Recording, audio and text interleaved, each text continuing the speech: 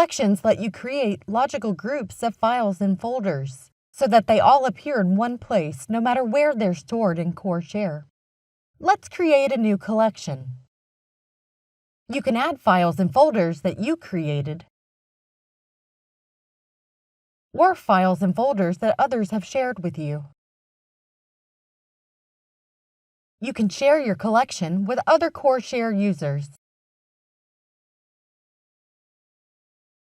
and determine whether they can add or remove content from the collection.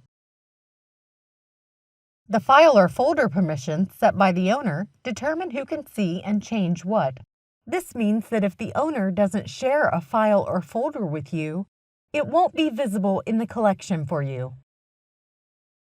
If a file or folder is changed, it's updated in both the original location and in the collection.